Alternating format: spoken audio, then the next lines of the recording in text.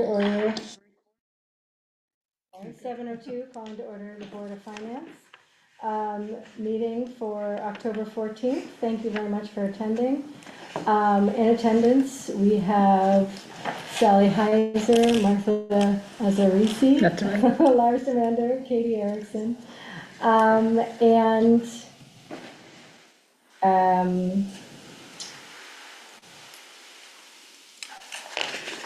I guess shall I also introduce everyone else? So sorry, I'm just going through the agenda right now. My apologies. We also have Leslie Bacigalupi, and we also have Jen Cafasso. Thank you. And I don't know your name, I'm sorry. Veronica. Veronica, thank you for helping us as a clerk tonight. Okay, so thank you for everyone for attending online. The meeting is open and Stephanie Howard is here, and we'll move into public comment. Folks, why don't you take this opportunity to, you have 3 minutes, but be flexible on the time if there's anything you wanted to talk about. We have John and Jean. Yes, my name is John Riley. I'm the ex-service officer of VFW at the town of Bethany, 2448. I'm ex because the post is closed, but I still keep getting the veterans to call me and get their benefits, try to get their benefits for them. So now we're here for this surviving spouse of 100% disabled veterans. The state has changed it 3 or 4 times since this bill was started. So now it's back the way it was originally, that the surviving spouse is eligible for the tax exemption. Now, I don't know what the new rules and regulations came down from Hartford are, but the way it was done years ago was whatever his husband or spouse was rated at, that's the tax exemption they got. Now, right now, it's 100% for the veteran, the male, and for the spouse too, because they're the ones that take care of this veteran while they're at home. They have to get their care at the VA, but the wife or the husband has to take care of them there. And now they want to turn around and take it away from them, which I don't think is right, and that's why I'm here. So I've been fighting this since this thing came out before the budget was passed into the state budget. But that's why we're here, so we'll throw it in your hands so we can see what we can do. Thank you for your time. Thank you. Thank you. I gave my speech last week, if you will. My name is Jeannie Del Vecchio, and I believe my daughter is listening also. She couldn't come to the meeting. She has cystic fibrosis, so she tries to avoid the crowds. But anyways, I am the spouse of a deceased veteran, USMC Marine, Vietnam veteran, 100% disabled, and Agent Orange got him, okay? And now I understand that I have to go, that it has to go before the Board of Finance to the town. And so maybe they'll approve that I will be enabled to get exempt from the state taxes on my home. I have my choice, home or car. I don't know if you read through it. The attorney read through it. So hopefully you'll all vote me in the favor, because I'm not the only widow here in Bethany, all right? And so that even go, matter of fact, if I recall, many years ago, we have 3 veteran nurses from World War II that are living in town. So we try to reach out to everybody. I assisted John when I was working here to get benefits for the veterans, because I was assigned as the representative for veterans, because each state mandated that, the state mandated that each town have a veteran representative to get them filtered through. So I commandeered John, I added those 30 years that he's got, and we managed to be successful. Absolutely. So, We got 8 of them. 8 of them so far. 8? 8 got the benefits, because Yeah. not just because we stepped in, well, you know the avenues. All right. Thank you for listening. Thank you for stopping, guys. Thank you. Yeah. And as I mentioned, we'll be discussing that item soon. I'm sorry? We'll be discussing that item soon. Okay. Thank you. Okay, so, moving to item 3, the minutes from previous meetings. The, July 22nd, meeting minutes was a special meeting. I believe we have enough folks here.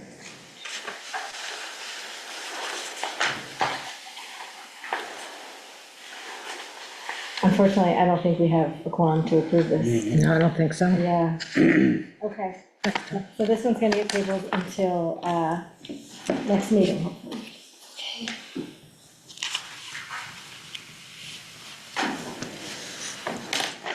Were you at that meeting, Virtually. Katie? It says she Yeah, was you were there. there virtually. Oh, okay. Disregard, yes. Would anyone like to there's make a four. motion? But you I weren't wasn't at the there. meeting, but I'm here now, so I would just abstain from approving it. Is 3 enough to vote for it? There's 4 of us here, Or you would abstain from the vote? but I would still be voting. I would just be voting an abstention. It would be the same as me voting against it. So historically, we've tabled it for that reason.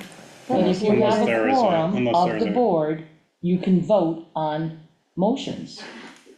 Yeah, I think historically, though, we try to have a quorum of the people who are Okay, there. I mean, either think way, that's what I'm you're just saying, saying, right? there is, yeah, that's what we've done in the past, that's why. That is what we have done in the past, but that is going to be a problem for us at our November meeting.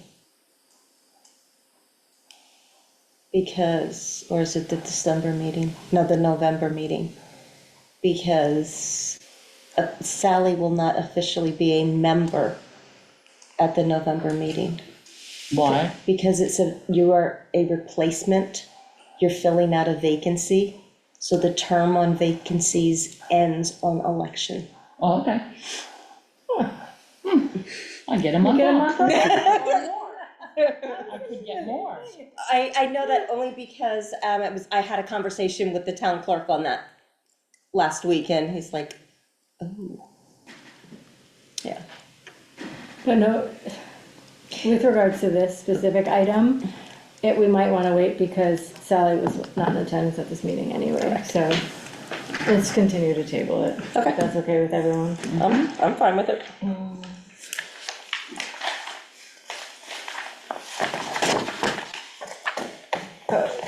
The September 9th meeting minutes, do I have a motion to discuss those minutes, approve those minutes? I'll move. Second? A second. Thank you. Okay, any discussion? I had one thing I had a thing on it too, actually. on A2 transfers, general fund capital reserve.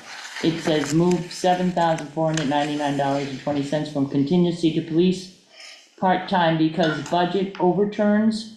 Oh, it should be overrun. That's what I thought. Okay. I didn't know what an overturn was. It's a crosswalk, back to the crosswalk. Okay, so, Okay, Also, I wasn't at this one, so I think we're running into the same problem. Oh. we are, Yeah, okay. 3 of us. what? yep. Yeah, What is that? I missed it. Lars was not at this. This is gonna be a bigger problem. Yeah, Yeah. Cause I'm out in December too, so we either have to approve them now or in November, or, yeah. See, and that's why I think, because when you have a new board come in, you're never gonna have a quorum, most likely. Yeah, So that's why we never did that before when I was on the board previously. If we had a quorum, we could vote on anything, but you couldn't vote on something you weren't aware of or participated in. And that's the whole purpose of having the quorum. This is a Robert's Rules of Order question, I'm not entirely sure. I do believe it's as long as you have a quorum, you can vote on any motion or whatever. And then it'll pass for free. Yep, Yeah, Okay, So we just should like just if do you it. had we a, should, because this is already from July, so we're gonna be, so can we, rewind the tape Well, and go back? let's finish the Finish September. number 3. Okay, because we didn't make the motion Yeah, already. so we're talking about September 9 meeting minutes and we're in discussion. You're gonna catch the overruns for A21. Yeah, and I think we also need to make a clarification that motion 4 and 5 are fiscal year 26 transfers. And 1, 2, and 3 are fiscal year 25. Yes. I think I mean, for transparency purposes, I think that would be best if we labeled that.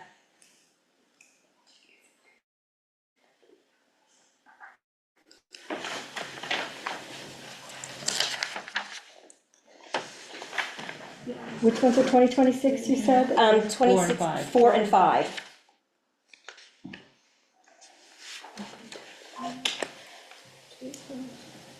I had some small edits on this one.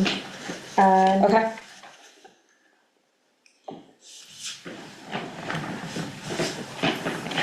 If you could go to the prior page, page 2 of 7, A1, the first paragraph, like the last sentence talking about the new reports. The new systems, much used, last sentence, the departments are grouped together and it shows revenues and expenses for this year. It just, while I believe that to be true, it doesn't show it on the same report. Which got me thinking that would be amazing to see, but, I can do it that way. yeah. I wanted you to get used to seeing the new report before I did it combined. Okay, And because what it will do is it will net it out to figure out if the department is over or under budget. that would be amazing, I would love to see that, particularly with Me regards too. to Parks and Rec, Okay, yeah. all right. So that's, so maybe not a clarification, now it's turned into a request, actually. And then,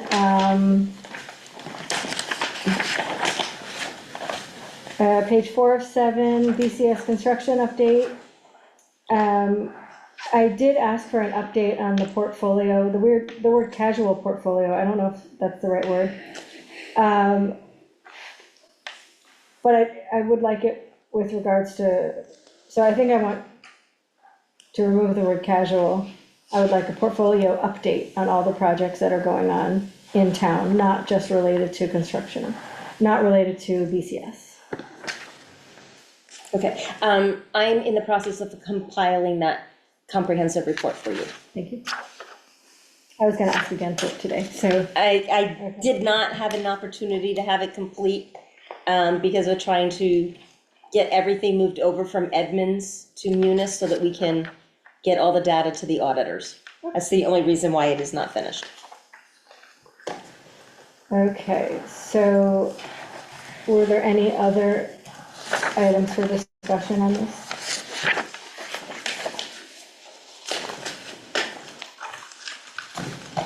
Okay, so all in favor, I move to vote, all in favor to approve the meeting minutes as amended? Aye. oh, no, yeah, I was there. I'm abstaining. Abstentions, Lars. Yep. Thank you. I got confused because it's what date we were doing. Okay. So I'm not sure exactly procedurally how to go backwards, so, do I need to make a motion to go back to the first? Yeah, just to take it off the table. Okay, so I'd like to, would anyone like to do a motion to untable item 3A, the meeting minutes from July 22nd? I'll make that motion. Any second? A second. All in favor? Aye. Thank you, and would someone please make a motion to approve these minutes?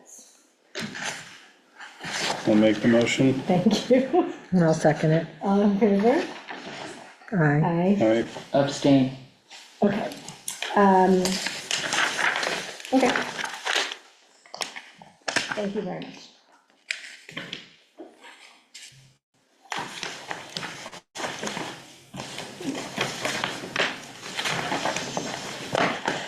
Okay. So the next item on the agenda, item number 4, review of veterans exemption ordinance and referral to town meeting. So there is a resolution presented here, and would someone like to make a motion for the resolution so that we could discuss it? Sally, any second? I'll second it. Thank you. So, couple things. I have some questions about it first, Okay. but the first question I had was sort of a procedural one about us as the Board of Finance approving the ordinance. Okay, all right, I'll explain how it wound up at our table. Thank you. The Board of Selectmen approved the ordinance as it is drafted. But they chose to refer it to the Board of Finance for endorsement to go back to them to put on a town meeting call, since there is a financial component to it. That's why it is before us tonight. Do we agree with the ordinance as presented, which extends the exemption to the surviving spouse? And then ultimately, since it's an ordinance, it's a town meeting vote. So it's before us because of the financial component to it. And because of that, I did reach out to the assessor Thank you. to ask, how does that impact the town of Bethany? She said, at the moment, we have 3 people that this ordinance would apply to. The dollar implication for this fiscal year, coming off of collected taxes, would be $13,268, which, if you do the inverse math, that is an assessed value being removed from the grand list of $455,000, which is very small in the grand scheme of things. When we have, I don't even remember what the grand list was this year, but this isn't even, A drop in the bucket. it is a drop in the bucket, barely a drop in the bucket. It's not even 0.5%. It's nothing. Does that mean it will always be this small? No. But the thought process on this is, these are veterans, and if they are fully disabled because of their service to this country, why should their spouse, their surviving, when they pass on, why shouldn't their surviving spouse be entitled to that same benefit? Thank you. So, does the ordinance exist right now for the, is it the new component only for the surviving spouse, and the benefit already exists as an exemption? Well, the benefit already exists as an exemption for the veteran. Yes. There is no ordinance on the books that allows it to transfer to the surviving spouse. What the goal is here is to correct a wrong done on the state level. And by making it an ordinance, it becomes a permanent part of Bethany's procedure. Now, there's steps that will have to be taken with this, as in applications for the benefit, but as long as all the paperwork is completed in accordance to what the assessor needs, they would receive this benefit.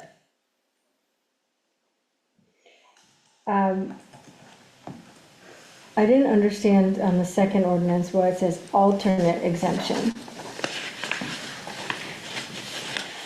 Is it-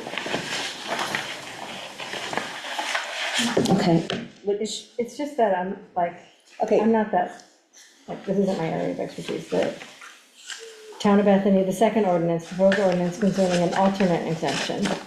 okay.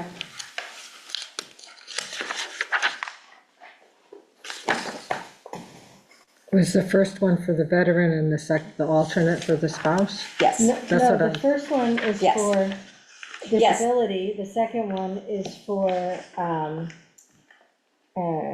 if, the, the first one is for the veteran itself. no, it's not. Yes, No, it's, the bottom says, the first one is for disability, and the second one is for killed in action. I could provide a little clarity if you'd like me to.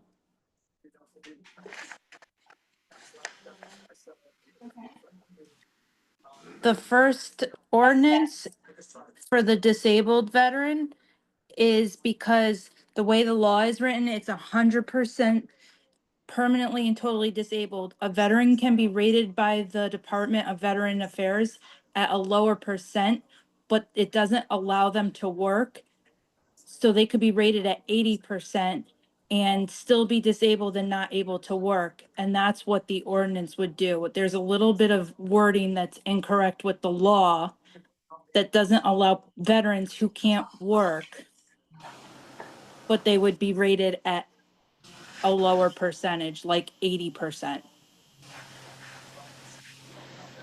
Which one are you talking about? I'm sorry, there's two ordinances in front of me right now.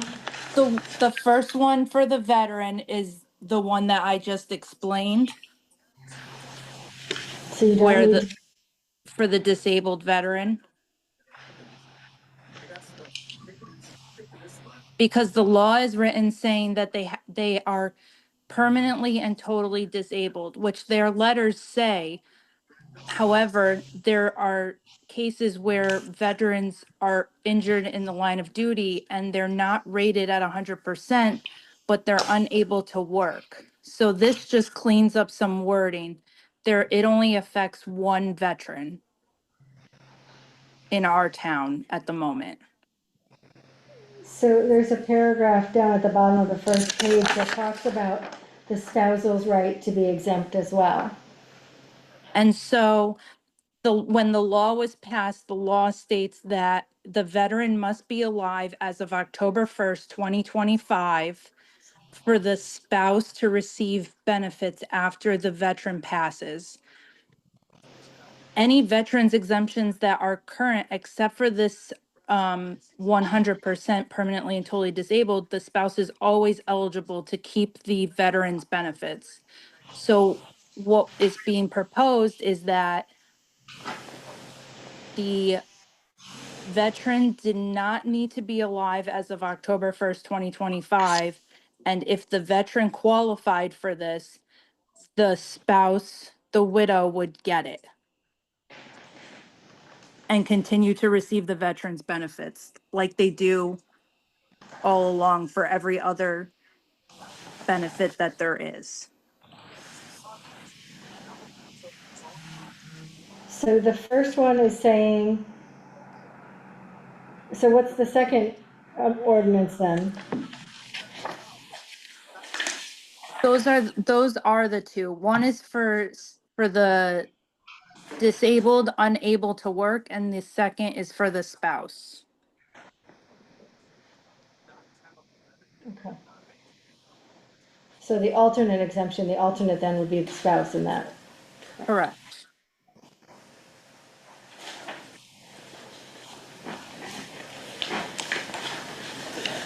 I don't know if this is helpful. I also looked it up for simple language. So it just basically says the new 100% disability exemption says exemption amount. The eligibility is for veterans with 100% permanent and total service-connected disability rating from the VA. The exemption amount provides a total exemption from property tax or a primary residence or vehicle.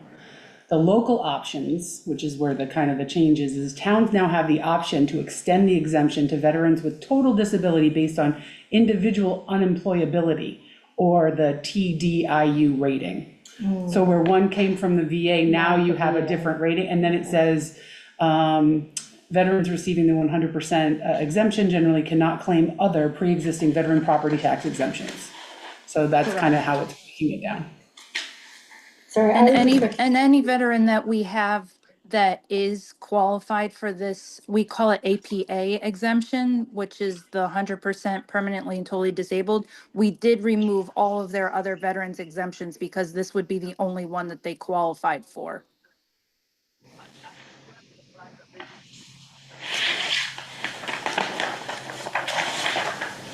okay. Thank you for taking that time to explain it to me.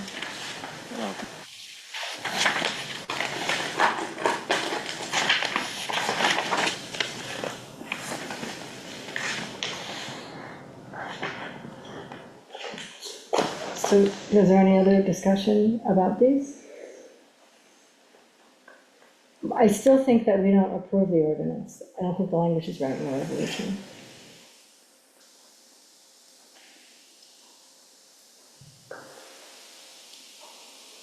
I think Sharon would pick that up. I don't know. I don't know, Sharon? Is the wording of approving the proposed ordinance correct, or is it just that we refer it back to the Board of Selectmen? You can recommend it. Well, we're approving a proposed ordinance, we're not Correct. approving an ordinance. Right. Okay. So it would be pending approval at a town meeting. I think it goes back to the selectmen. It goes back to the selectmen to put it on a town meeting Yeah. call. All right. In the past, we've recommended Okay. to move forward. Okay. You guys are comfortable with that language? Mm-hmm. Yeah? Yeah. Okay, do you want to take a vote? All in favor? Aye. Aye. Aye. Any opposed? Nope. It's unanimous. Can you explain now what, It goes back to it's not a hoop. It goes back to the Board of Selectmen to put it on a town meeting call for the town residents to vote to approve the ordinance. oh, okay. So you all approved, so. Correct. We have approved The financial. the financial impact of the ordinance. Okay, and how many numbers did you all come up with? For, What? someone in my position versus, you know, the veteran, that's high and dry. But, you know, in as far as the spouse, how many do you have? How many surviving spouses are there that the town has? Whether it be male or female? I was informed that there would be 3 people that this ordinance impacts As it is today. as of today, correct?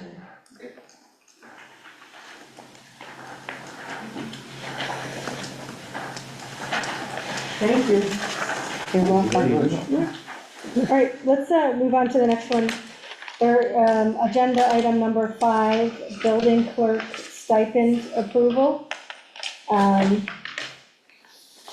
There is a resolution for discussion. Would someone like to make a motion to discuss that?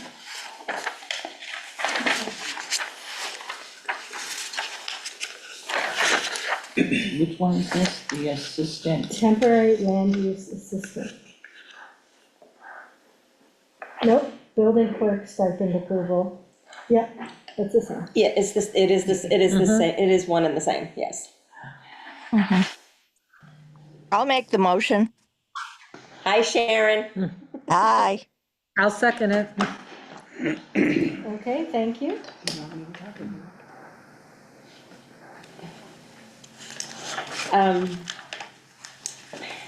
Overview. So the overview here is we have a vacancy that's going to start after tomorrow in our land use department. Up to this point, there has been minimal training from the land use portion of it over to the building side as far as any kind of cross training. So we really can't bring in a temporary person to kind of fill a gap because we wouldn't be able to train that person because it was very siloed to one individual. I've already spoken to both the planning and zoning and inland wetlands commissions, and they've been wonderful and willing to kind of come in and fill some gaps. But there's still an administrative side that needs to be filled until we can actually get another land use and zoning officer in that spot. So I've already set up the building clerk with some training materials. They've already started with the deep training, did all 8 modules. Working with the commissions, I sat down with them on what their expectations are. And it's basically just setting up agendas, making sure to accept packets, applications. Obviously if there's any questions, making sure to get anything in writing and then transferring that over to the commissions. But there's a lot more admin work that goes into it. So at this time, until we can get somebody, I'm asking if at a bare minimum, to increase the rate for $1 per hour for those additional duties. And then obviously any additional pay that would require, that person going to a meeting, like an outside the normal hours. And then once we hire someone, we will revisit to see, what needs are there while they're transferring into that role.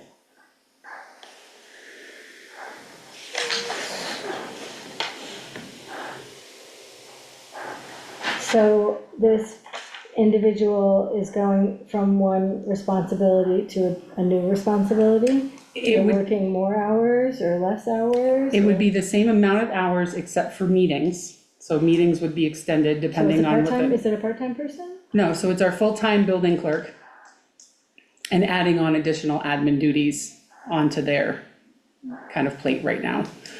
And so because there's an increase, there's also training that goes involved in it. At least temporarily, we'd like to increase the rate, which obviously I would need to come here for that, to increase the rate until we have somebody else in there, as their workload is going to increase a lot until we actually have somebody in place. So how many hours are we talking about? How many more? To be honest, I don't know, because If she's full-time in one department, how does she have time to now work part-time in another department? there should have been some cross-training happening. So there should have been some overlap already, which would have given some certifications and things at this point. That did not happen, so now we're trying to, in a short time frame, educate and kind of make that department functional until we can get somebody else in there. It is building and land use are combined in one department here. They're not two separate. It's all So what considered does her one. job description say? So the way her job description written right now is building clerk. But the person that left had land use and zoning enforcer. And some other sprinkles in there of other things. So what we're doing is the commission is gonna come in and they're gonna help us with any of the major issues that may arise that need attention immediately. But most of them, unfortunately, is gonna have to wait until they have a meeting. But what we need is somebody to be present, to accept applications, to set up agendas, to set up their packets, to attend their meetings, to make sure that if there's any admin, work that needs to be done outside of that. And so some of that, obviously working with the commissions, reaching out to, any of the town planners, attorneys, anything like that may arise. So there's extra duties involved in there. Do I know the workload yet? I won't know that yet. And I told Leslie, I may have to come back if, we may end up having to hire somebody at some point if we're not gonna find, there's 6 CEO positions open right now. So this may be a longer term issue that we might not be able to hire somebody immediately, and then we would have to revisit. But for right now, since the application just went, the job description just went live, we would like to see what comes in. And if it's short term, this is a short term fix. If it's not, then we're gonna have to look at something more of a long term. So when we hire someone, this goes away? Correct. And she goes back to her regular salary, and she's fine with that? Correct. And like I said, I might come back and have to have another conversation with the Board of Selectmen, depending on who we hire and how much training is needed and everything else. If there's a transition plan or anything like that, we may have to extend it. But right now, that's the plan, is that we find somebody qualified, who's certified, who can come in and take over the inland wetland planning and zoning, the land use and the ZEO enforcement part of it. So has the Board of Selectmen approved this? Yes. They have approved the job description, yes. It was approved at the last meeting? Yes. Oh, okay. It didn't explicitly say that. Okay, so my question, The job description, Right, not the additional funds. not the additional funds. That's for us.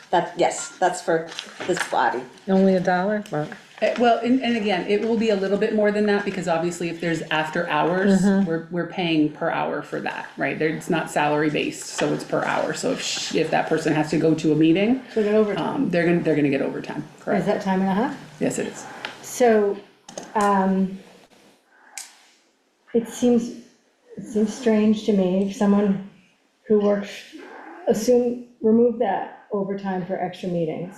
Someone who was working 40 hours and doing one job, and now can work 40 hours and do two jobs. It just sounds like they're gonna be Same more story. busy. They're gonna be more busy, to me, it seems very peculiar to pay someone more if they're just gonna be like more busy in their job, and like maybe it's a higher qualification, and maybe those things can make sense to me as well, but just because, like, when someone leaves in my job and I have to cover for like another manager who's out and I gotta manage his department as well as mine, I don't totally get it. I don't get a pay And I do raise the same just- when there's vacations and things of that nature. I think in this particular instance, because of how abrupt the ending is of this person leaving, and like I said, land use, there was no cross-training. So this person's gonna be kind of helping us build as we're figuring out exactly what type of workload goes in there, how the commissions are functioning, how the workflow is functioning. So I think that there is kind of a level up in what we're asking them to do. And so temporarily, to have them do that, we would like to compensate them somehow. And I think that it's not a big ask for an extra $1 an hour for now. And like I said, it might end up being that we might need more anyway. But if we hired somebody temporarily, which is originally the conversation, you're talking $40 an hour, and I can't train them because I'm not in land use, and there's nobody here to train them. So the commissions would have to come in, who are also volunteer, and help us with that. So right now, this is kind of, the commissions are willing to work with us to make sure that everything continues to flow.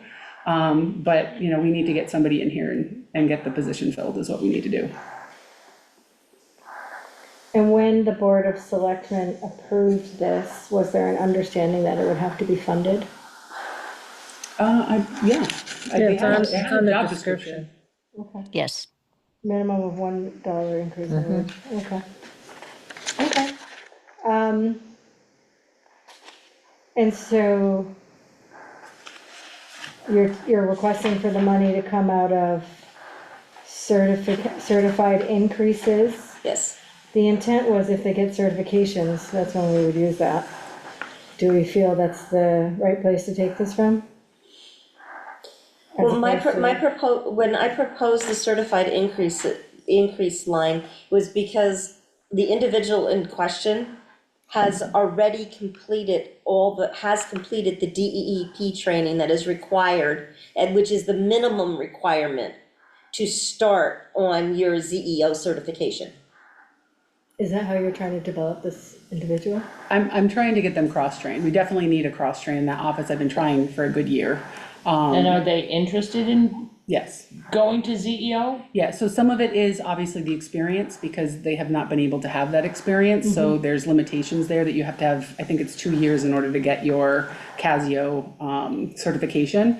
So obviously we can't go that route. But this individual has been 100% on board, anything that I've asked or set her up with, and she, the deep training went through within 3 days. It's 8 modules.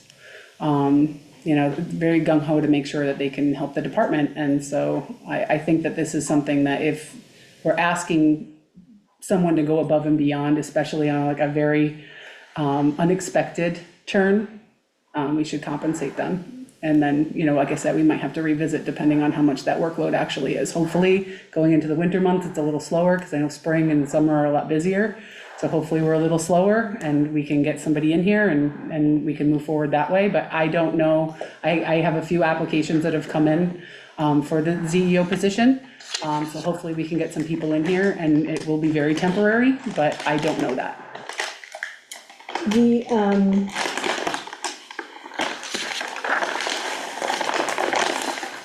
The overtime that they earn would be overtime and not comp time? Typically, we give out comp time. This individual is an hourly employee. So unless it's something that is within their current like job description, we typically pay them overtime if they're over 40 hours per week. We don't have a line for that. That's the only thing, because we normally do comp time. And how But many, excuse me, how many meetings a month are we talking? if they're not canceled, normally it's 2, but I don't know that, because if they have to do special meetings, because they're trying to help out with permits that are coming in, and right now, we're working with the commissions to get that workflow of if an application comes in, it's X number of days, and, you know, there's certain criteria that have to be met on those, so we're still trying to figure that piece out. But as soon as I know that, if applications come in that can wait until the next meeting, they wait till the next meeting, but if they only have like a 10-day variance or something of that nature, they may have to have special meetings. So now it's another meeting, but typically 2. If zoning has to meet, zoning board of appeals, then that's 3. But they will need to attend those meetings.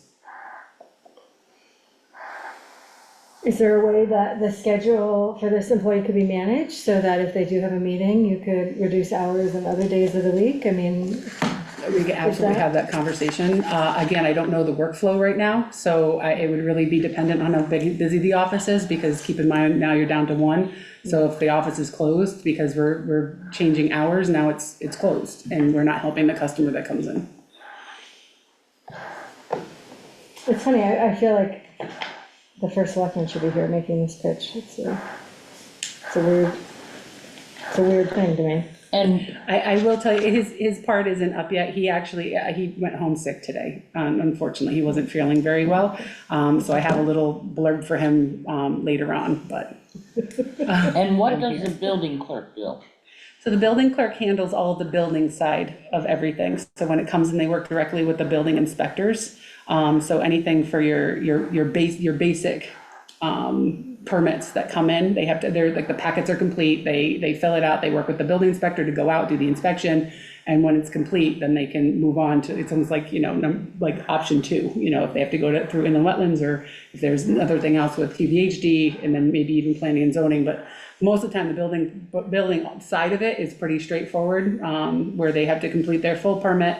All the other things are complete. They go through the building inspector, and once the building inspector signs off, they're good. So that person's already doing all of that. So that side of it should not be affected. And like I said, this is normally the slower time for that. So I'm hoping that, you know, you're not going to see a huge influx where it's going to be overwhelming, at least temporarily, until we can get somebody in here. But again, this sounds horrible, but we're also coming up to holiday season. And if it's, 2-3 weeks, the commissions have to be there. We have interviews, everything else. Now you're into November, depending on all the things. I'm trying to be optimistic, but I also understand how things can get slowed down very quickly. So I want to make sure we have some things in place so that people, when they come in, they don't feel like their applications are kind of being left on a desk and not handled. Before we vote, I'd like, Sharon has her hand raised, so I would like Sharon to contribute whatever she may have to say. She did join us. Yeah, we should reflect that in a minute. Yeah. All right, my turn? Yes, Is it Sharon. Okay, all right. As you know, I had a lot of time on planning and zoning. I'm very familiar with what the processes are. And I think one of the most important things to know is that there are whole slews of statutory time limits on between when you get an application and when you must hear it, and hearings, and who you have to notice and when you have to notice, and all the applicants, abutters. It's hugely more than just taking an application with one applicant and following it through. And the penalties for the town can be significant, not the least of which being that if you don't follow through correctly on the times, the default is that things are approved. period. And this person has stepped up to want to help out, so, Yes, this is huge. The amount of paperwork and the kinds of timelines and such that she's going to have to deal with are actually kind of staggering. So I really think that $1 an hour and overtime for all of those meetings is really a bargain for the town, especially for somebody who's already started the certification process. I'm done. yeah, no, And I also will say, because it sounds very, I would say like over, almost too much for the person, but right now we're working with like planning and zoning, like I said, the commission wants to step in and help when they can. Most of these things will be setting up the application, whether it's partial or, my understanding is we take it regardless, if it's complete or not, and then it goes to the commissions. Because obviously this person does not have the expertise behind there to start making some of these decisions that the person that's leaving did. So, so the commission will be stepping in a lot. I told them they're gonna be on speed dial for a little while, so hopefully. and this person will triage it all They're gonna from now. triage, that's They're exactly basically what a it is, triage. right? So when somebody comes in, if something happens, their job is really to make sure the commission knows about it, to make sure that it's being handled, and if they have to have a special meeting, helping to set up the special meeting, and doing those pieces so that the commission can keep moving, and getting these pieces out in lieu of not having, the ZEO officer at this time. Well, on the bright side, we're saving a salary. I did have a There question. won't be an impact. Did Luna have like a amount of like, comp time Yes, and yes. And vacation time. vacation time? So how much like was the payout for that, like It's gonna be about $9,000. About how much? 9,000? Oh, all right.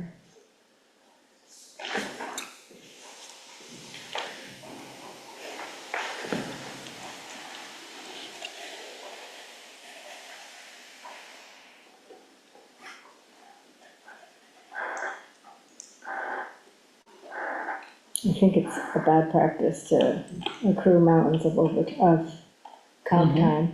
I think it's a liability for the town that's not reflected in the budget.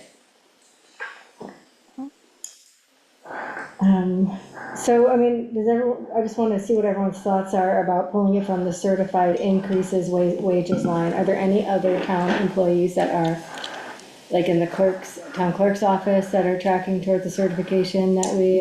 All three of them are certified.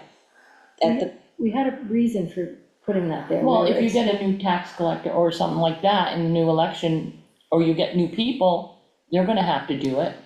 So you spend this money now, you're not gonna have it for them.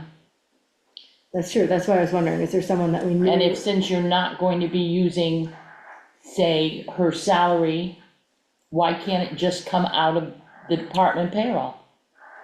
Well, it can come out of the department payroll. But I do not believe we will be able to fill the vacancy at Lena's current rate. I do not think we will be able to. And we do have the payout for her. So chances are the department will run over in the wage line for the year. I mean, Or we could take it from the certified and that will run over possibly. So you're gonna run over somewhere. yes, we are going to run over somewhere, and the question becomes, what do we use? I mean, as I said, my thought process on taking the money temporarily from the certified line was because the individual that we are asking to move up has already started some of the process for certification. So, how much? It's a there's $25,000 in the certified increase. Is that what you're What? proposing to take, is the full No, amount? no, I am proposing say. that we take $37.50 a week from that line. Just the incremental increase from that line, So like total amount, what were you proposing? however many weeks we need it. So But if then it's, it's also gonna be more than that because of meetings, right, so it's, which will be overtime. right, So you We can't, have to approve an amount though, don't we? Like, that's like to move from one to another, so I don't know how to handle that. I see what you're saying, like, Excuse me. but we don't want to approve it every month, or maybe we do, I don't know. What are your thoughts? Well, my thought was that we approved taking it from there. And at the end of this process, I come back to you for the with the transfer dollar amount, with the dollar amount that's needed on the transfer. Like a true up? Yep, Yeah. with with whatever the dollar amount is. I mean, so I don't know how much time would be spent for the meetings. So there's, if you figure 5 hours a month, maybe? Even round it up, so even if, well, depending on if you have overtime, but say around $150 a month for meetings, around that. All right, plus the $37.50 a week. Yeah, it's not a lot. So No. $300. Yeah. I was just trying to take a look at that salary line item. That's, Yeah, Jen's right, we're talking about $300 a month from that line. And even if it goes, multiple months, we're still not talking about taking a large, we're gonna be 3 months in and we're only taking $1,000 out of that. So it it's a isn't small amount of significant money. Yeah, I still feel like it should come from the department head salary and wages, but like, it's such a small amount that I don't think from Lena's line item. That,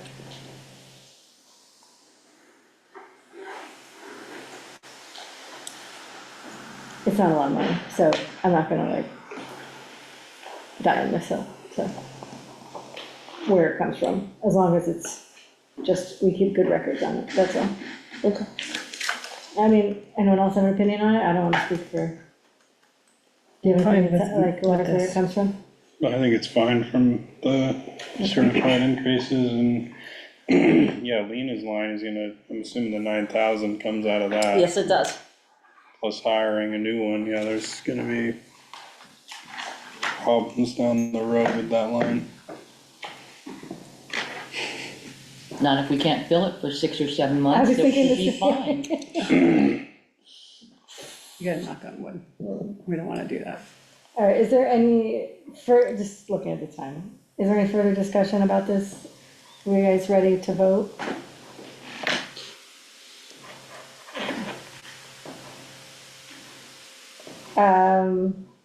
All in favor? Aye. Aye. Sharon, we voting?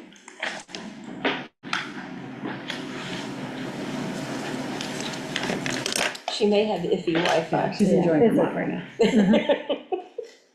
All right. the next one's easy.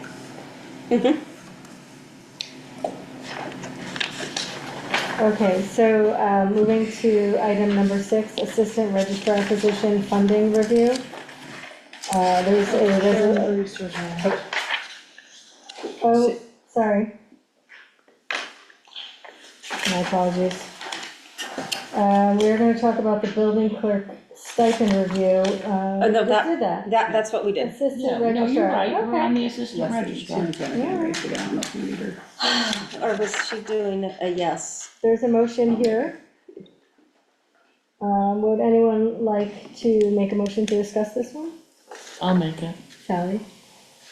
I'll second it. Thank you, Martha. Okay. Is this a new position or is this, This is Or by is this statute, this is an by opening? statute, so the registrars decided, though they have always had the opportunity to have, an assistant registrar up to 8. I believe right now there's 3, because one left, so there's 3 that have been, actually appointed. But because they want to pay them, they're gonna go through payroll, because they're not gonna be a seasonal, they're not a poll worker, so they would have to go through payroll. So in order to do that, I just need the position was approved by the Board of Selectmen, I just need the funds in order to be able to pay them. And that would all come out of, tell me if I'm wrong, the registrar's other, like they have a registrar's seasonal line. Yes. So it would come out of that. Because And what, we're saying there's how many of them? They're up to 8, they can appoint up to 8, but right now they have 3. I believe they're looking for one more, but I don't want to speak for them, because one had stepped down, so. and what they are, they are individuals that happen to be in the building frequently, working for the registrars, doing work, because the workload with early voting is larger than it was prior to early voting happening. Was it something we said?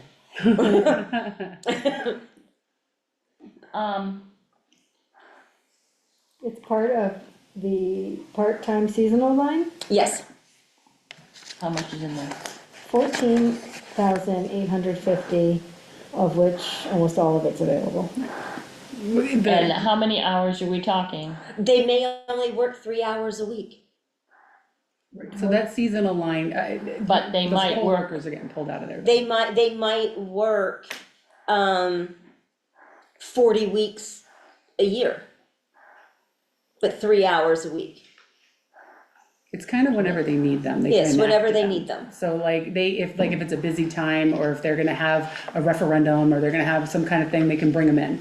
I will say they're normally here in some kind of poll worker capacity, so we've been paying them, just they were a 1099, which comes out of the same line, so we're just shifting it over to payroll. That's literally all we're doing. I just need a dollar amount, which was agreed upon between the registrars and Leslie. how much is in there? 14,000. Do they work elections or no? So they work all day on an election? They would work, well, election days are going to be different because it depends upon what capacity they are working. That is what determines what rate they get paid. If they are working as a poll worker, they get paid minimum wage. If they are working as an assistant registrar, whereby they are working with the registrars, with the elected registrars, to modify and upkeep the electoral rolls, then they would receive this pay rate. What table they're sitting on. Correct. Okay. And then there is such a thing as a moderator pay when there is an election. What is minimum wage? 1635, Huh? but it's 1635, but it's going up to 1695 come January 1, And the assistant registrar was 1825. what? It's gonna be 1825. So I thought, okay.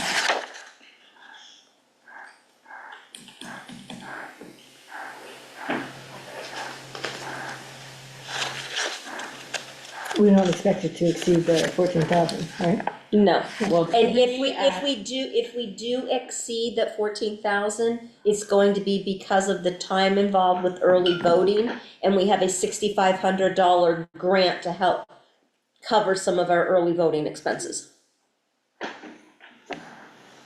the 3 hours a week, or the 20 hours a year, whatever it was you told me, is 7,200, about.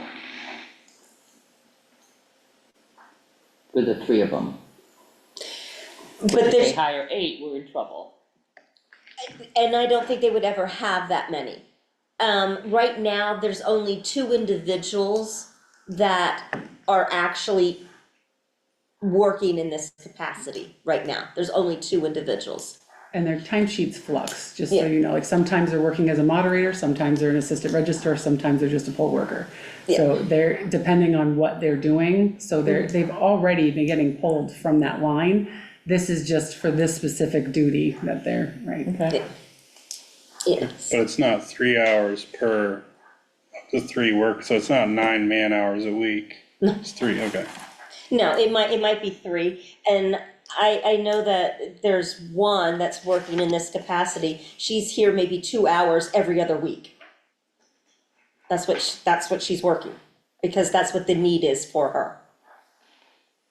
I'm just wondering, that because 7,200 seems high at 3 hours a week. Per 3 Yeah, people, 3 hours, yeah, so 9 hours, I see. yeah, I think it's a lot less than 7,200. I don't know what I did, I think you did 9 hours a week. because there were 3 of them. Right, but they're not all 3 of them work 3 hours a week. Right, well, Yeah, So it's the worst case scenario, so. Yeah. Housing.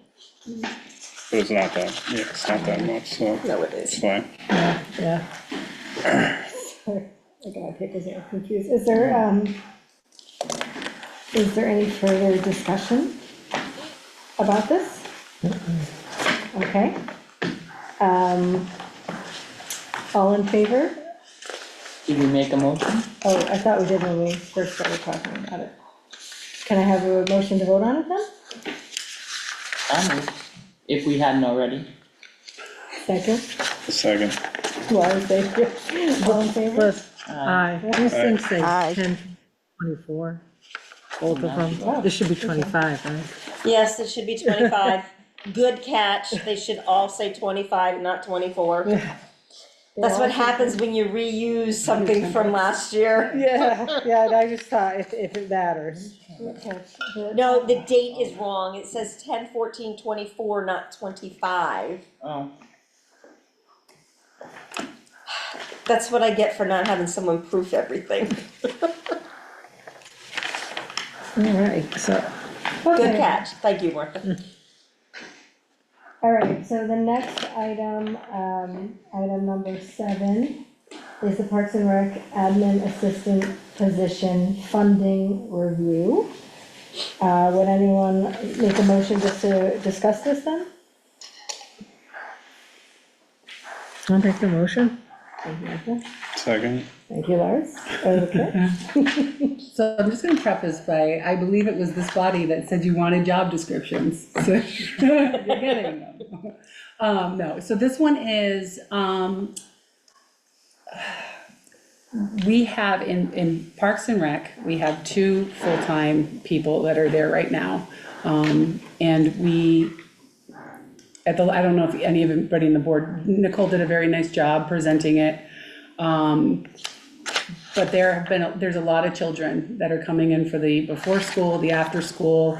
I believe she said, yeah, I don't want to speak, 70, 75? 75 for For after after school. school, so it's a big number, and so what's happening is they are hiring staff, most of the staff stay, there's some influx, and so, they obviously have to fill gaps whenever, somebody calls out or anything like that, and so they're kind of doing more pieces, than just, these 2 programs, plus they're trying to set up some new ones.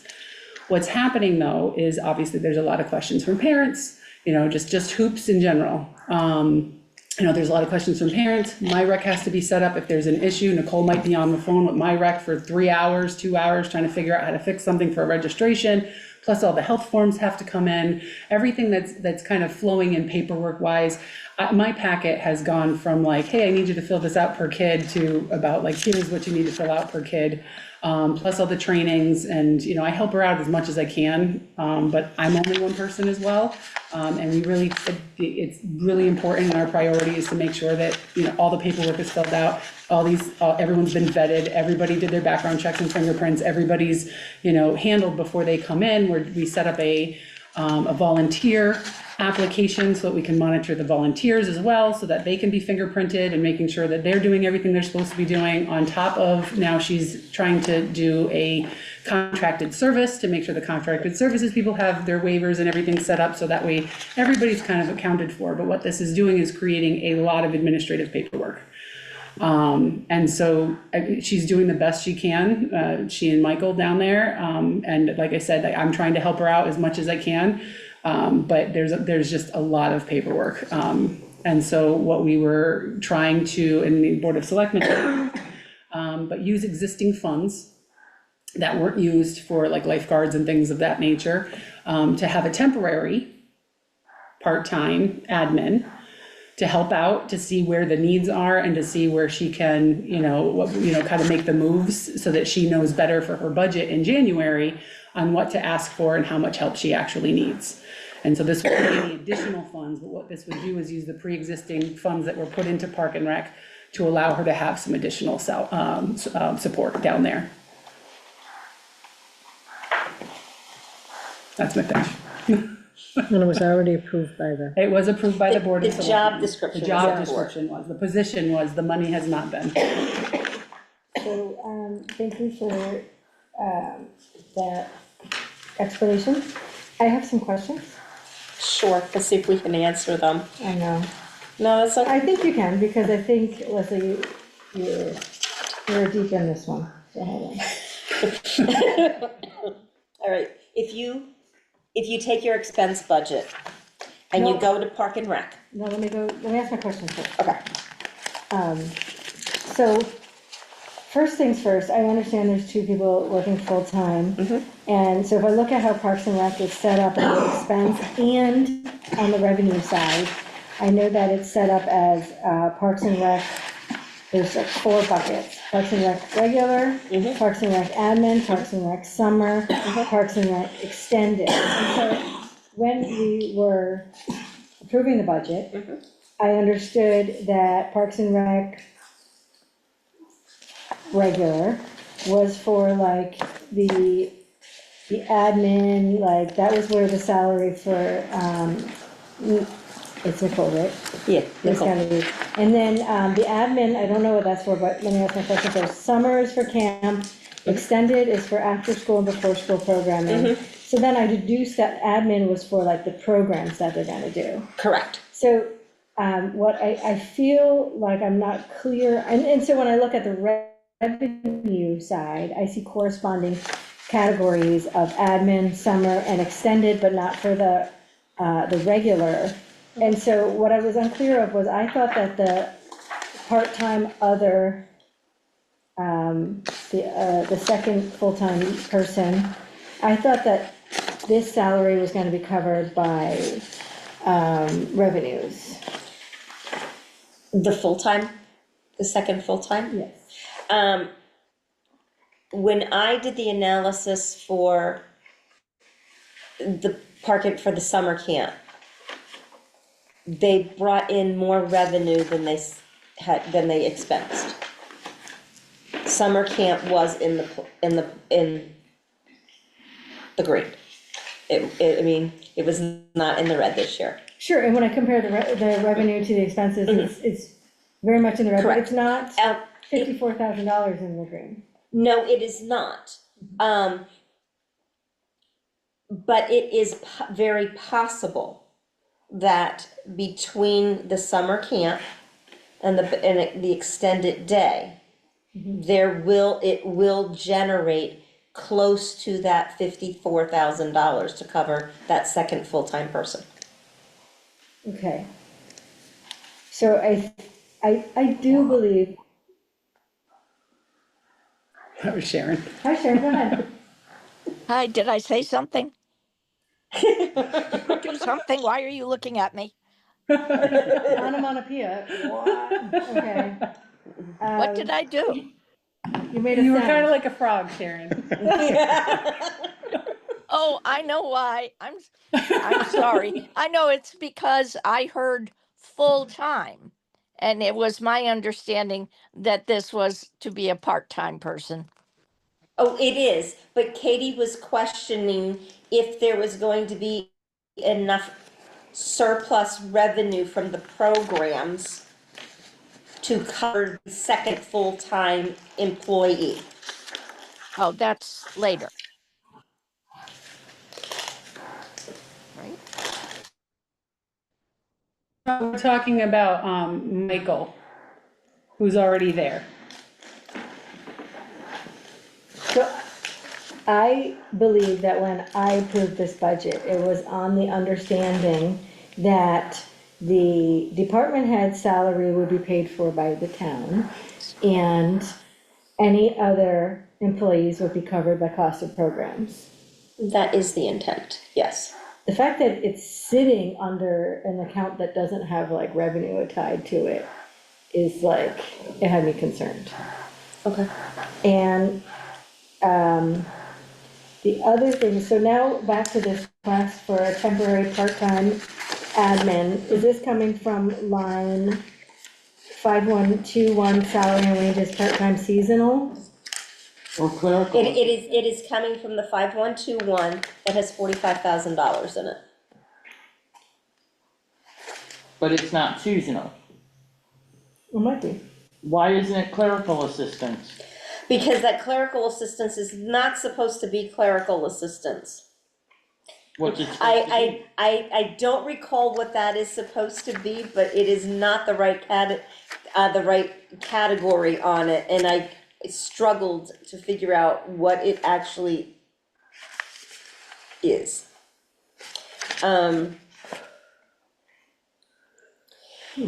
Some of the GL codes were modified in the system, and I'm only finding that out when I look at this report, and it's going, that is not right, it should not be clerical assistance. It is, that is for, I know exactly what it is now that I look at it. That is for the contracted service individuals. It is for the program instructors. Yeah, that makes, I remember talking about that. Yeah, I'm like, no, wait a minute, what is it for? Then all of a sudden I'm like, oh, no, I know what that is. It's the program instructors. How do we fix that? I have to go in the system and change the label on it. So, what's the estimated spend for this part-time? How many hours were they looking for per week? 20. 20, okay. And then, what hours were they thinking, like during the day, during the evening, like what were? So what Nicole had stated when we talked was that it was for now going to be during the day, most likely afternoon, because if there was a gap for some reason that like they didn't have a person, they would also be trained to help with after school. Just as, kind of a filler on very, very limited basis, but when I talked to her, I did tell her adamantly that if we're doing this as an admin position, it needs to be an admin position, because that's where we need the assistance. So, so it looks like it's gonna be an afternoon position that possibly might help out very limited in the after school. So you're talking probably like a 2 to, I don't know, 2 to 6, because they leave at 6. So 4 hour, right there. Depending on the need too, right? Like, so sometimes they have, like right now, Hoops is starting, there's a lot more admin because they're calling in, they're trying to register, they're trying to do all those pieces. But later on, it might be that she needs more help on a Monday because there's a lot more things happening on Monday and not, Wednesday, Friday, or whatever. So she's trying to figure that out too. Or she might have people coming in as now, when they came in originally, it was kind of like a mad rush where we were like, oh, we gotta get this program up, and so all these people started coming in, it was all kind of, let's just get them in. Now she can actually plan those things out, so she can have them come in April, start training them, doing the things, that she needs to do down there. And so her time period might be a little different too. So I don't wanna pretend that I know exactly how she's utilizing. She's asking for 20, but, kind of how I had the conversation with her was, I think, this body has been wonderful when we need additional support in approving those things, but that you also made it very clear that you weren't going to keep throwing money after budgets have been set. And so that's why I told her it needed to be temporary, with funds that were pre-existing. And then if she wanted to add it to the budget for next year, and it was something that she really thought she needed, then she needed to add it to her budget and explain why she needed it. Good explanation. And if we are looking at 20 hours a week, at the high end, at the $22, and it goes for 6 months, we're talking $10,560 of that $45,000 line. This is like a non-revenue position in a way, Correct. But I mean, But if we bring this person on, it would free up time for her to develop other revenue generating programs. I think we knew that Parks and Rec was gonna be pretty messy this year, and like building it from the ground up essentially, like, I think we should have, all this things isn't considered, surprising. it's not that, Yeah, it's not pretty surprising. it's pretty good, like. And I did better pitch than it to Board of Selectmen as same kind of thing, like Nicole's rate is obviously a lot higher than we would bring in somebody for admin, and do we want her sitting there doing admin work when she could be doing higher level work? Because right now she's getting Developing the bogged down with the administrative pieces of it. Gotta keep her happy. Yeah.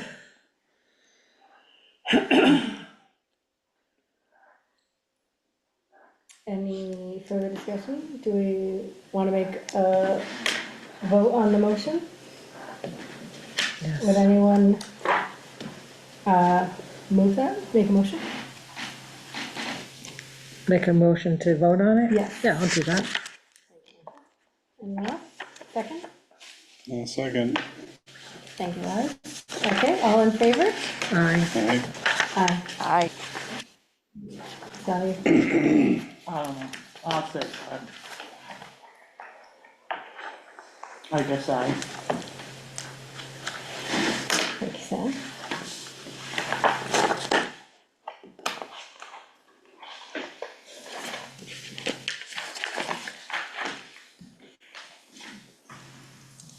Okay, next one.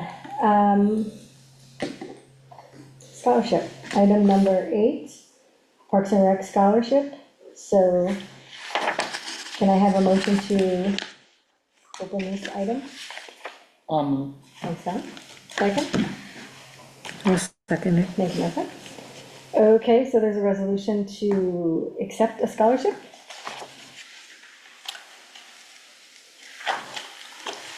Park and Rec is looking to establish a scholarship fund.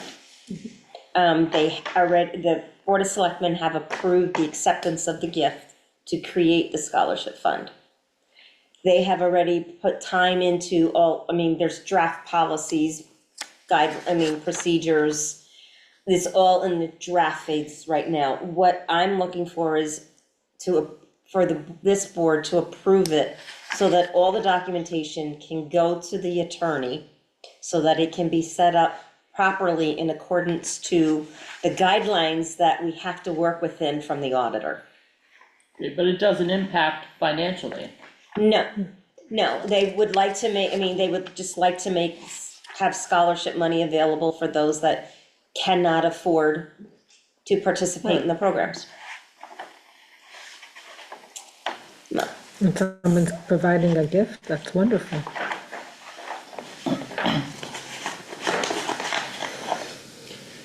There's only the implication to us is that now you have just another account you have to manage. Yep. So, That's the implication. yeah, for a relatively low balance, so.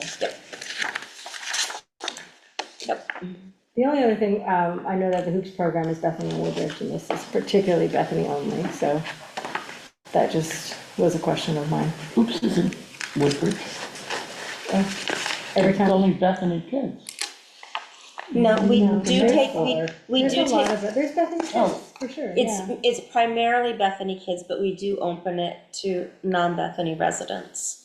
So that could be something that is part of the scholarship process. Do non-residents pay more? Because I know if our kids. Yes, they It's a do. new thing this year. Yeah. Yeah, Yes, because if our non-residents- kids go to Orange or Woodbridge, we pay more. And the eligibility for the scholarship says reside in the town of Bethany. Yeah, that's why I was asking. Right. And the other. Yeah, I think it's, I have only like minor things, but it looks like a very robust plan, so. Well, if they're minor, are they procedural things? Are they structural things? Yeah, like I Well, didn't. that's, right now, that is all very important, so send me that feedback so that we can pass that on to both Nicole and Vin Marino, the town attorney, so that it can be vetted properly. Sure. Because nothing is finalized yet, this is all draft stage. Okay. I had some like, just feedback on it, but it looks like someone put a lot of thought into it, so I thought that was good. It's a very generous gift. So.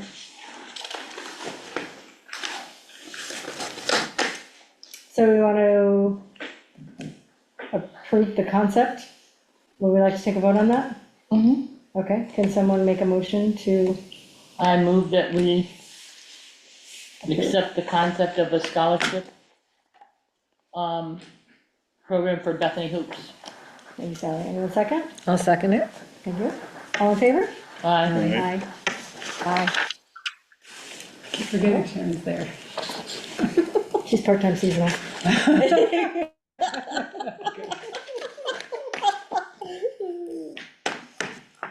Okay, great. Item number 9 on the agenda, Finance Director's report. Okay, all right, why don't you, Well, the numbers don't look that bad. There's a few, I mean, I've coded them for those that are out of the ordinary, or you may question if you look at them, like, why are we 100% spent here? Why are we way under budget there? So I made it an easy to understand code for everything. If everything is tracking where it should be, it is good.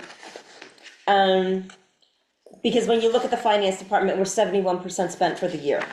But that is because we have paid the annual software support, and we have fully expended the money from the general fund to the capital fund for the capital appropriation for this year. So when you transfer $600,000 of a $1 million budget, you're gonna be overspent pretty quickly, based on the percentage of where you should be at this time of the year. Ideally, you're at 25% at the end of September.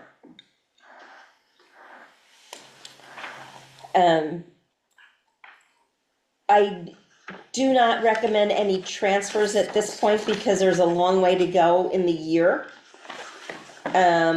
We will probably have to transfer money into some of them at some point, but for right now, I would rather just watch them to see if the departments can keep everything in line for the rest of the year. I'm happy to field questions if anyone has them. And I also made added the small part, because I had them reviewed, I had someone in my office review them, and they're like, no, wait, we spent 20, we have a $60,000 budget, why are we like 60% spent? And that's because the percentage used includes all the encumbrances. Because that's particularly apparent when you get into the Public Works Department. So because of all the contracted service, that's all the yearly, For contracted services are things that are a Yeah. contract service for a year. Like in the IT department, it's the $40,000 for Novus that we expend that in July. For Munis, that's a $30,000 fee once a year, that's also in July. In the fire department budget, and the library, we pay out the library's appropriation and the fire department's 2 appropriations twice a year.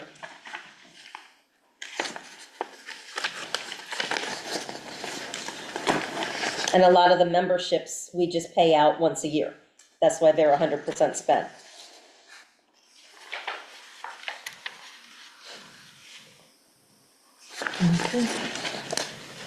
yeah, that encumbrances thing is strange. Well, what it does is it shows the department head how much they have used and what is still available.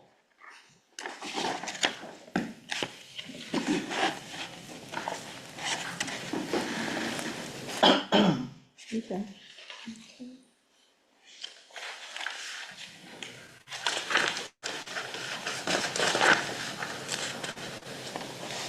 Is there anything we should highlight on the revenue side?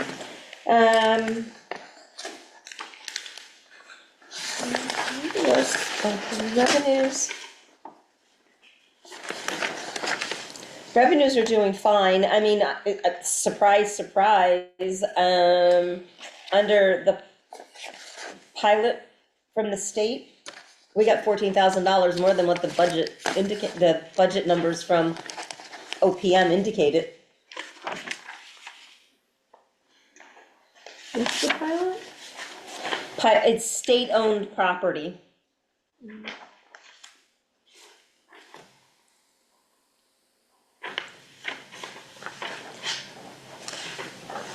So no, revenues are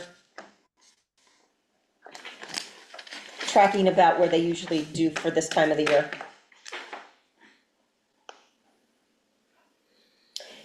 And now, while I just want to pull in, I want to go back to the expense for one moment as we look at the revenue. To Katie's point with summer camp. Revenue was just under 100,000. Expenses were 71. No, I saw that. It's easy to, like, once you have the pages tagged, it's easy to go back and see. Yeah. Because that is labeled that there's a transfer needed, that because we have to, the finance office has to transfer the money from prepaid into the revenue line for this year. Because of all the money that was collected in June for the summer camp for this year. I'm missing pages. Whoops. Well, I missed some, I am missing some pages.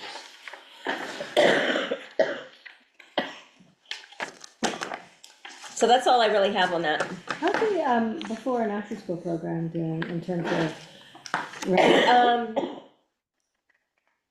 She has about 75 kids after school, and I think there's about 40 for before school. And what we have done is there is a way to set up MyRep to automatically charge the parents' credit cards on the 25th of every month. So it's a recurring payment. For those that are, on the monthly installment, it's an automatic payment.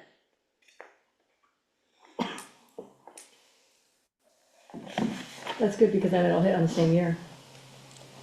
Yes. And the payments that hit on September 25th are for the month of October. It's not September in arrears. It's the next month. Good. Yeah. It's good. It's good. Yeah.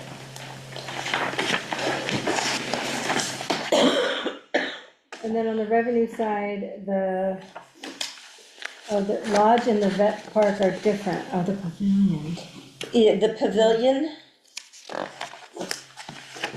Yeah, the pavilion and lodge rental, they are two separate line items.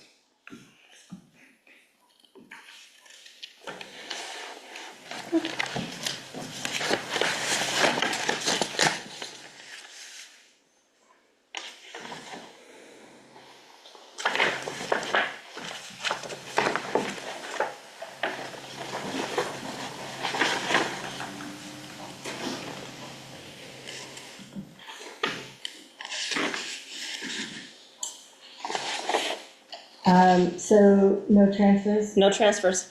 today. Informational items then on the agenda, munis update, and BCS construction projects update. Is there any update there? There's really nothing Okay. that you need to be aware of this month. Everyone good to move on? Yeah. Okay, item number 10 on the agenda is grants. Action discussion items and informational items on the steep, Deloro and deep grants. Are there any updates there? Public Works, we're just waiting It's, to close it out. right, they have to spend like. How much was that grant? 602,000? It was, right, 601, we got 500,000, so no, I'm sorry, 603. And we got 500,000 towards it. The total We have to project put work 20% in, so was the grant was 603. for 603, but So we got that was the, 500,000, so we had to pay 100. Upstairs. Yes, and Okay, so paving. when they had the problem and had to rip it apart, who paid for that? It still came in budget. I don't, what you mean when they had to take the wall down? Mm-hmm. Yeah, no, that was still all part of the project. There was no additional cost there. it happened. I mean, I'd like to know how it happened. I don't have the paperwork in front of me, I believe it was a reinforcing type of thing, it was a, It was, yeah, It was the a- support wall was not supported, it was, the gable end was. But when you have a qualified builder, contractor, whatever, how do they miss that? I don't build and I know that the support has to be on the long side, not the gable side. right, I do not have any of that paperwork, that would be in the report that comes from the architect at the end. Because they're part of like the project management end of it, so I don't have that yet, because we haven't closed it out. So I just get the invoices. But we're on target, we didn't pay any more, than what we originally budgeted for that. To me, like, that probably would fall in the contract. Well, I would hope so, that's what I wanna make sure. And just, all done Sunday afternoon, that's kinda shady. So when we have the portfolio discussion of all like the construction projects and things like that, that might be like some of the questions I would wanna ask. Okay. So is Don running those projects? It depends Yes, on the grant. well, it depends on the grant, but most building projects, yes, he does oversee. Because he's responsible for facilities. Okay, so, The HUD grant, because of the size, we obviously got a project manager for that, so depending on the federal, there's a lot more implications that go to it. Yeah. So did we have a CO on that? We For, no, for the building, you mean? For DPW building, yeah. yeah, we have a CO for it. How did that get missed? Okay, and it had regular inspections. Yes, So the question still comes, how did it happen? Yeah, again, I That don't have wasn't a trivial, that report. I wasn't don't- like an oops, maybe I should have done this, that was major. Yeah, I would have to defer to when we have the report. I don't have the finalized report. Like I said, right now, we're just doing a lot of invoicing. And the architect tells us, at what point, because we do it for percentages. So if you're at 30% of the project, 50% of the project, then we pay them out. So, right now, I believe we've finished for the most part. We just have, it's a small dollar amount, but they're just adding in a few, additional items to finish out the grant. And we should be done. Okay. It is from 23, so I really want to close it out. Do the punch list. yeah, the punch list is always the worst. I know it is. Any info on that SWARC grant? no, there is no information yet. I don't believe they were awarding them until 2026. Okay. Any other grants that are coming through that we should? The only other grant that we've received was, as I had said earlier, the $6,500 to help defray the cost of early voting. That was it.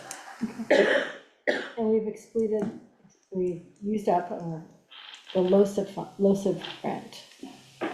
No, No, no. We automatically receive about $68,000 every year for LoSiP now. It's done in reverse. They give us the money up front now, and we just have to fill the projects, and that money can roll from year to year. okay.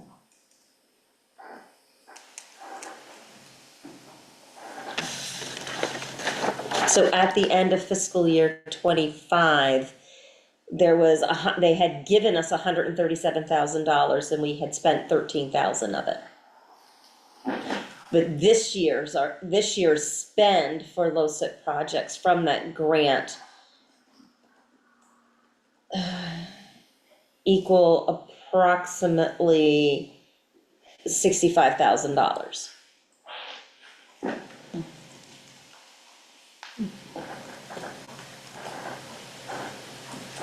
Are there any plans on what to use it on next? Compiling information. So no, right now there is, I mean, I do know that there was an item tabled at the Board of Selectmen last week to spend money on the horse rings.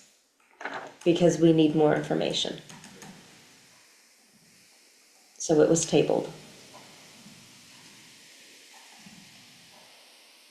And we did set aside, our capital plan currently is showing $5,000 to spend on the horse rings this year, which we did do some painting on the reviewing stand, that we did. And we have 15,000 earmarked for next fiscal year to help with some of the post work. But because of the condition of the rings, they're looking for more money to repair them, and it has been tabled until we can do a complete analysis of what exactly is needed. So one of the rings is closed? Correct, the north ring right now is closed, because some of the horse riders have deemed it unsafe for horses.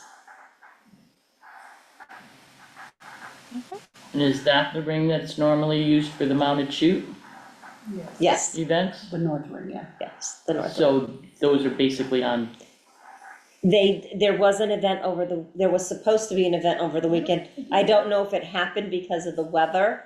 But they had said that they could make the south ring, the smaller south ring work for that event.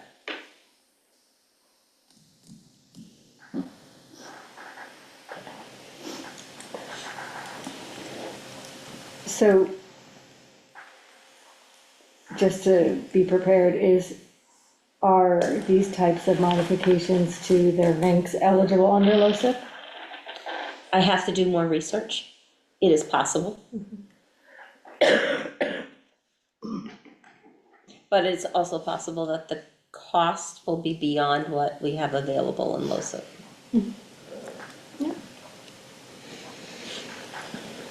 It'll be for the town to decide. Yeah.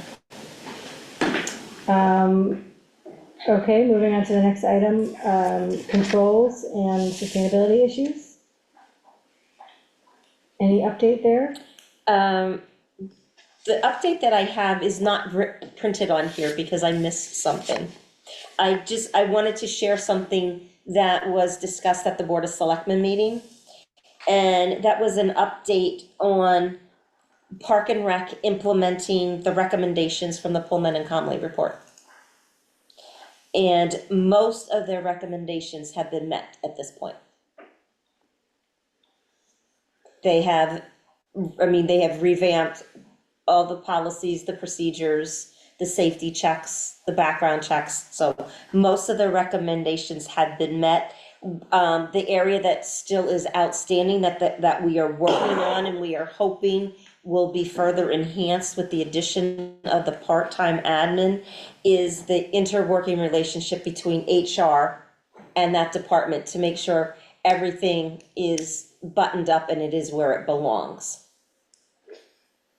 As in, all the employee files, the complete comprehensive package is housed in HR going forward, not in Park and Rec. We just want to make sure that all that information comes to HR in a complete packet as opposed to piecemeal, because it keeps it easier and cleaner. Great, that's a great update. Okay.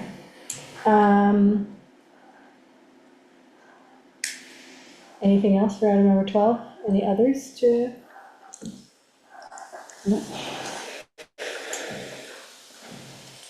Sharon, do you have any reports? Whoops, I do. There's some kind of a weird noise. I just want you to know that if you're hearing that too, it's not me. There's like Does a it sound like whoosh water, Sharon? It's a noise. whooshing sound. Yeah, there's something going on. I'm not sure. I was trying to figure it out earlier. It's in the computer. I don't know if it's picking up the laptop, the noise from the laptop. So I'll figure it out after the meeting. I just didn't want to Okay. disturb you. Yeah, it's really odd. I YouTube is fine. If you stream it, you're good. It's just the okay. Well, you never know. Okay, for my report, the first thing is there is still no agreement with Pullman and Conley. So that is still not in front of us to deal with. But the other thing that's, let's see, two other things. One is that right now the Amity system, as of October, was running already at like 345,000 surplus. But we were told not to get too excited because they have some special ed placements, outplacements that could be up to $250,000. And we'll find out about that in November. And that leads into the other thing on my list, which is it's time for the Board of Finance to select a different member to be the Board of Finance representative on the Amity Finance Committee. They do start their budget work in November, not at the November regular meeting, but at the end of November. And they start it with a bang with all of the departmental presentations and asks, and that's in late November. So it would be a really good idea to find someone willing and able to do that. It's gonna be a totally new board, so to assign, I mean, it's either Katie or Martha Yeah.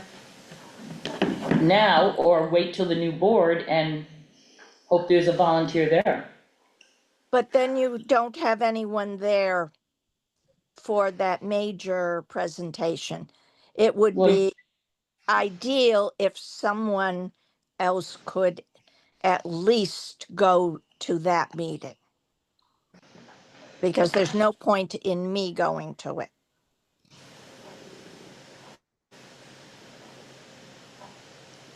I think it's between Thanksgiving and the beginning of December. I'm just throwing it out there. It's really important because it's just like when we talk to the department heads and get to ask them about individual lines, and they tell you about what's coming up that's changing, what you know, there are a lot of things, but what they're doing is essentially the only time presenting their full budget requests. And if can you any of don't you do it, go you to don't that do it. meeting? But So I Is- can go to that meeting for sure. I can work my schedule around, but I not sure I can commit to being the representative for Is that. that meeting open to the public? I do not know. However, Sally, you could go because you would I won't be, be on the board. no, but you'll be in between.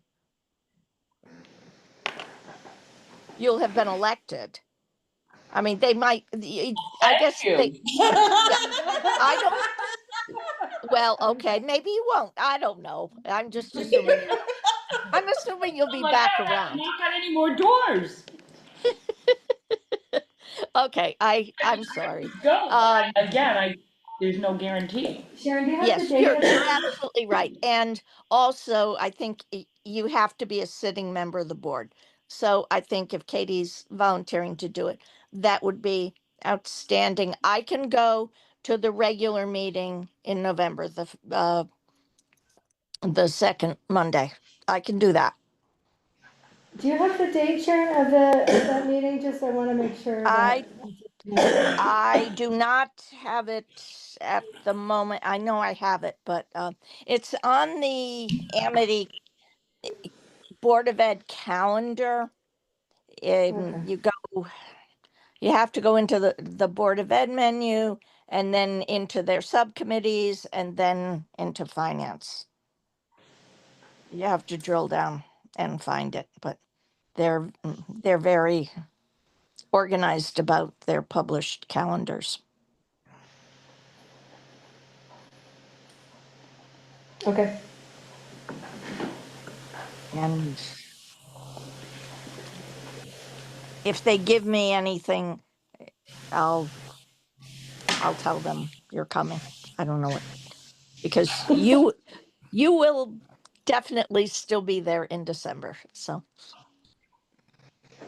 It's true. and I definitely won't.